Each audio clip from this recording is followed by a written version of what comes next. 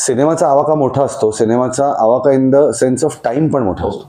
म्हणजे pre production, shoot आणि post असं मिळून जवळजवळ वर्ष जातं.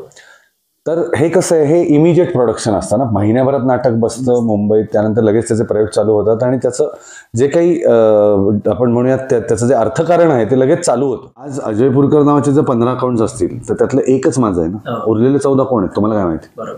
सो यू कांट जज द जेन्युइनिटी की अमुक माणसानीच मला मेसेज पाठवलाय किंवा फ्रेंड रिक्वेस्ट पाठवली याची तुम्हाला खात्री नसते. हाय हॅलो नमस्कार, मी सगळ्यांचं स्वागत आहे मराठी मनोरंजन विश्व आपल्या चॅनलमध्ये. आणि सध्या रंगभूमीवर नवीन कोरोना नाटक दाखल झालेलं आहे. त्या नाटकाचं नाव आहे फ्रेंड रिक्वेस्ट.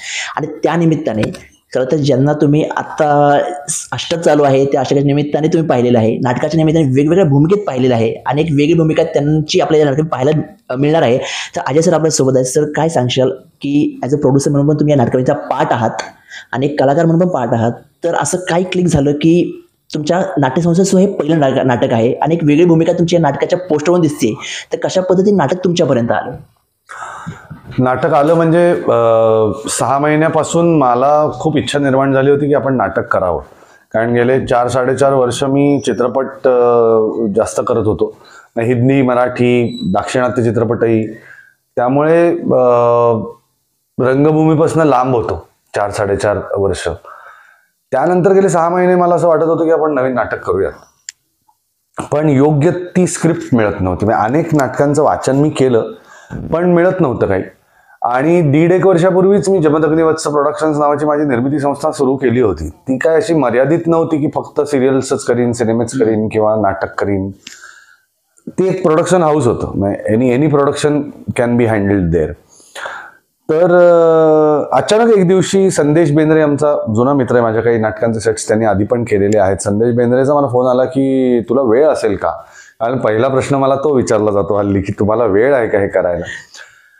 तर मी म्हटलं काय आहे तू सांग तर खरं. तर म्हणलं नाही चांगलं नाटक आहे आणि मी भीतभीतच फोन केला आहे, पण मी म्हटलंय बघ खूप नाटकं ऑलरेडी मी वाचतो आहे, पाठवून दे स्क्रिप्ट, बघूयात काय होतं. त्यांनी मला स्क्रिप्ट पाठवली आणि मला नाटक आवडलं आणि मी होकार दिला, कारण की कुमार सर डिरेक्ट करणार होते आणि 4च पात्र होती. मला खूप मोठं नाटक करायचं नव्हतं. दुसरी गोष्ट महत्वाची म्हणजे कोड मंत्र केल्यानंतर माझी ती हाऊस पेटली होती की 35 लोक स्टेजवर बास होणे, आता याच्यापेक्षा नव्हतं. मी इतका त्याच्यात हे गेलो होतो की मला 5 पेक्षा जास्त लोक पण नको होती असं नाटक. म्हणजे आयडियली दोघांचं नाटक असेल तर उत्तम, पण 4 पेक्षा जास्त नको बाबा, 5 डोक्यावरनं पाणी. नाटक वाचल्यानंतर मला असं वाटलं हा छान आहे रोल आणि खूप छान बॅलन्स आहे नाटक, प्रत्येक पात्र बॅलन्स छान केलेलं आहे. तर मी नट म्हणून होकार देऊन टाकला की काही प्रॉब्लेम नाही, मी करूयात. मग माझा मित्र जो आहे, माझा पार्टनरही आहे, शैलेश देशपांडे, त्याच्याशी मी बोललो की म्हणलं असं असं आहे तर आपण निर्मिती करूयात का या नाटकाची.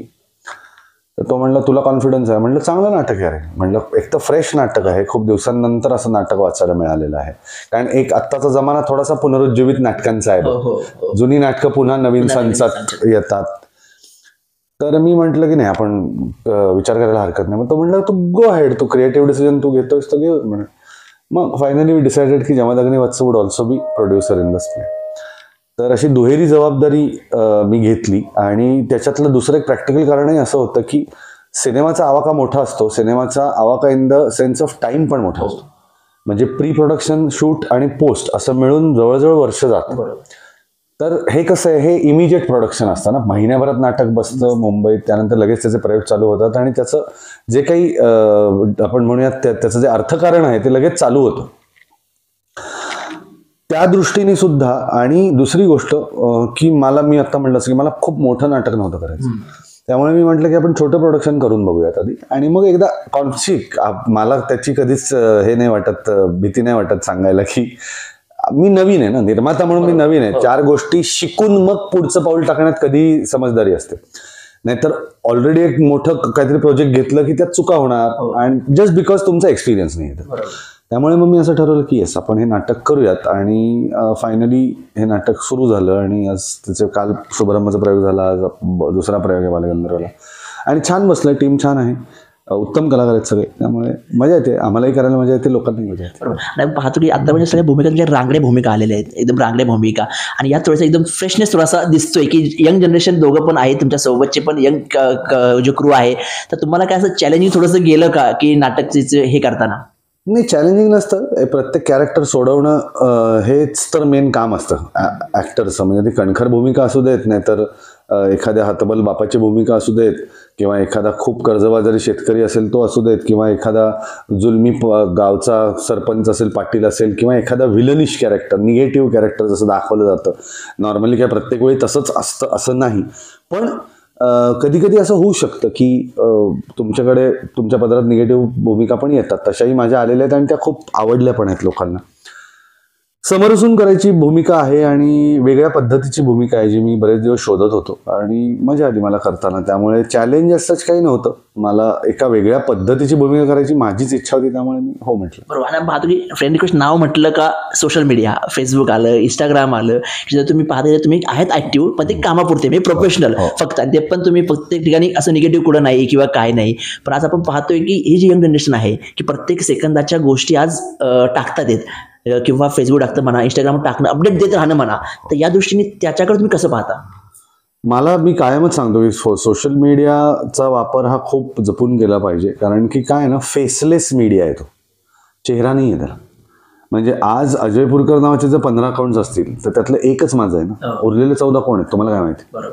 सो यू कांट जज द जेन्युइनिटी की अमुक माणसानीच मला मेसेज पाठवला किंवा फ्रेंड रिक्वेस्ट पाठवली याची तुम्हाला खात्री नसते. बरेचशा वेळा असं होतं की एखाद्या खूप फेमस माणसाचं अकाउंट तुला दिसतं, पण ते फेक असण्याची शक्यता जास्त असते. त्यामुळे मी काय म्हणतो की हे सगळं जपून आपल्याला वापरलं पाहिजे आणि प्रत्येकाने आपापली प्रायव्हसी खूप मेंटेन करण्याची गरज आहे, जी मी पर्सनल लेवलला करतो.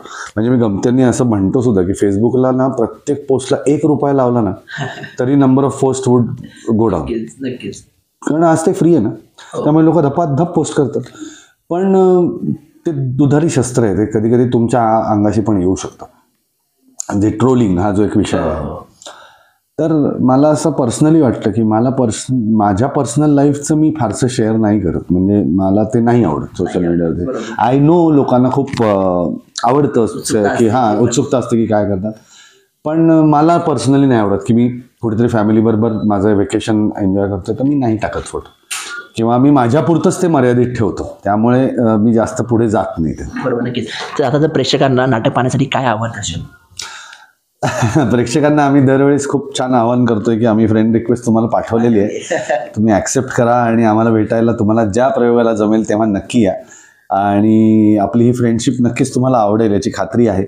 आणि नाटक म्हणून सुद्धा तुम्हाला एक वेगळा अनुभव मिळेल. फ्रेश नाटक आहे, नवीन नाटक आहे, आणि खूप दिवसांनंतर मलाही एक समाधान आहे की मी असं एक नवीन नाटक करतो. एस्पेशली मी असं नाटक का बघत होतो, कारण की I am coming after 4.5 years.